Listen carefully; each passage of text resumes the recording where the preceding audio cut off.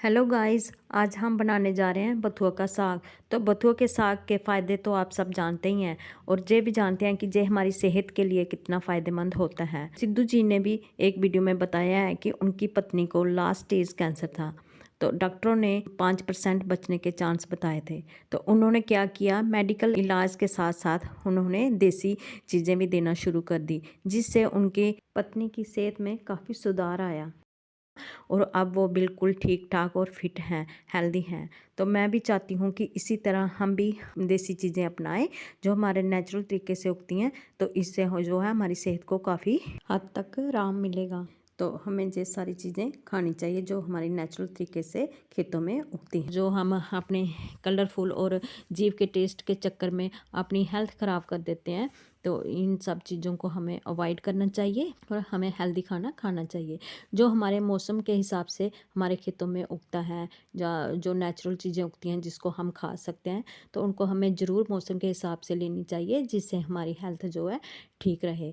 तो हमें जे Chinese food, fried चीज़ें जे अवॉइड करनी चाहिए। हाँ, 2-3 महीनों में एक बार खा लो तो मतलब वो ख़राब भी नहीं लगती। तो अगर हम डेली इन चीज़ों को अपनाएँगे तो इससे क्या होगे, हमारी सेहत ख़राब रहेगी और हमें डॉक्टरों के चक्कर लगाने पड़ेंगे। तो ढेर सारा पैसा खर्च करने के बाद भी हमारी सेहत को मतलब आराम नहीं मिलता। तो इसलिए हमें अपना देसी खाना कभी भी खाना नहीं भूलना नहीं चाहिए। तो ये देखो, मैंने बथुआ के साग को अच्छी तरह मैंने साफ़ कर लिया है। साफ़ करके मैंने इसको कुकर में डाला है और 1 चम्मच नमक डाल दिया है। 1 गिलास से थोड़ा कम पानी डालेंगे, क्योंकि इसमें पानी थोड़ा कम ही डलता है, कि अपना भी इसका पानी निकलता है, तो इसलिए मैं 1 गिलास से थोड़ा कम पानी डालूँगी। तो अब इसको मैं 2 सीटी तक उबाल लूँगी। तो अब मैंने क्या किया है, 1 प्याज लिया है और लहसुन लिया है, तो इनको छील लिया है। अब इनको मैं लहसुन को कूट लूँगी और प्याज को लंबा-लंबा बारीक काट लूँगी। तो ये देखो, 2 सीटी आने के बाद जो है हमारा बथुआ जो है एकदम गल गया है। तो अब मैं क्या करूँगी, जो इसका पानी है उसको अलग निकाल लूँगी और बथुआ को मैश कर लूँगी। देखो, 1 गिलास हमने पानी डाला था, 1 आधा गिलास, तो इसका जो है पानी हम अब अलग कर लेंगे।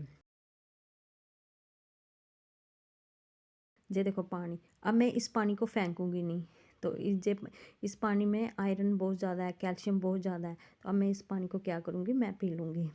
तो जब मैंने खुद भी अपनाया, क्योंकि मुझे आयरन की बहुत सारी कमी थी, तो मैंने इस सीज़न में सिर्फ बथुआ का साग खाया है। अब मेरा ब्लड बिल्कुल ठीक है। तो इसलिए मैं सबको ये बोलती हूँ कि सीज़न के मुताबिक हर चीज़ हमें खानी चाहिए, जिससे हमारी सेहत जो है हेल्दी बनी रहे। सिर्फ ये पानी पीने से, बथुआ के साग का पानी पीने से और बथुआ का साग खाया है।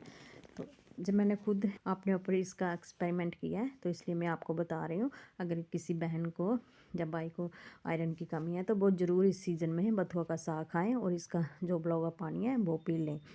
तो ये बहुत ही टेस्टी होता है। तो अब मैं इसको मैश कर लूँगी। आप चाहे तो इसको मदानी से मैश कर लो, तो या फिर हाथ से। तो मैं इसको हाथ से मैश करूँगी, क्योंकि हाथ से अच्छी तरह मैश होता है। तो अब मेरा तेल हो गया गर्म, तो इसमें डालूँगी हींग, जो कि मेरी फेवरेट है। तो हींग को ज़रूर साग में डालना चाहिए और इसको ढक के रख दो, ताकि इसका सारा फ्लेवर जो है मसाले के अंदर मिक्स हो जाए। अब मैंने प्याज डाल दिया, फिर इसको 2 मिनट ढक के रखूँगी। और अब लहसुन भी डाल दिया, तो लहसुन को डाल के हम मिक्स कर लेंगे अच्छी तरह। मसाले को ज़्यादा नहीं भूनना, थोड़ा सा ही इनको भूनना है। थोड़ा सा जब ब्राउन होना शुरू हो जाए, तो फिर इसके अंदर ये देखो, हल्का हल्का इसको हमने भूनना है, बस इतना ही भूनेंगे। तो अब हम इसके अंदर डालेंगे हल्दी। ये डाल दी मैंने थोड़ी सी मिर्ची। इसमें थोड़ा सा डाला है पानी, ताकि मसाले हमारे जो डाले हैं वो जले ना। तो इससे हम थोड़ा सा पानी डालकर इसको हिलाते रहेंगे, जब तक ये मसाला अपना ऑयल ना छोड़े, तब तक हम इसको हिलाते रहेंगे। साग में हो सके तो हरी मिर्च डालनी चाहिए। हरी मिर्च का फ्लेवर जो है साग में ज़्यादा आता है। और मेरे पास नहीं थे, तो मैंने इसमें ये डाल दिया। अगर आपके पास हो तो ज़रूर हरी मिर्च जो है, साग में हरी मिर्च डालनी चाहिए, ये वाली लाल मिर्च नहीं डालनी चाहिए। ये देखो, मसाला हमारा अच्छी तरह भून चुका है, क्योंकि इसने अपना ऑयल अलग कर दिया है। तो अब हम इसमें डालेंगे साग। तो साग को हम अच्छी तरह मिक्स करेंगे और इसको 10-15 मिनट के लिए भूनेंगे। धीमी और मीडियम आंच पे इसको हम 15 मिनट तक भूनेंगे। तो ध्यान रखना, ये लग जाता है तो इसको बार बार बीच में 1-2 बार हिलाते रहना। तो इसको जो है अच्छी तरह भूनना है। ये है उबले हुए चावलों का पानी। तो इसको हम पिच बोलते हैं। तो जो पुराने लोग हैं वो जानते हैं कि इस पिच के कितने सारे फ़ायदे हैं। तो इसको हम जो है बथुआ के साग में डाल लेंगे। एक बात का ध्यान रखना कि पिच जितनी घनी होगी तो उतना ही ज़्यादा साग का टेस्ट होगा। तो पिच थोड़ी घनी होनी चाहिए। ये देखो हमने इतना सा इसमें डाल लिया है। तो आप भी अपनी मतलब हिसाब से आपने जितनी सब्ज़ी बनानी होती है, साग बनाना होता है, उसके मुताबिक आप इसमें जो पिच डाल सकते हो।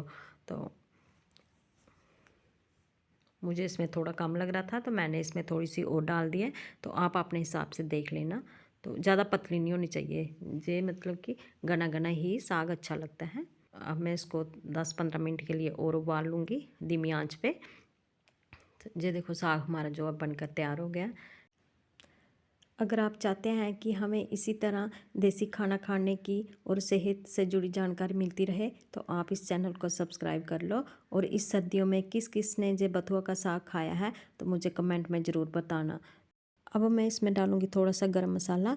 तो इसको 5 मिनट ढक कर रखना है। तो फिर इसके अंदर मैंने डाला 1 चम्मच देसी घी। घी के बिना ये साग अधूरा है। तो आप लोग इसमें घी डालकर फिर खा के बताना कि ये साग आपको कैसा लगा। Thanks for watching.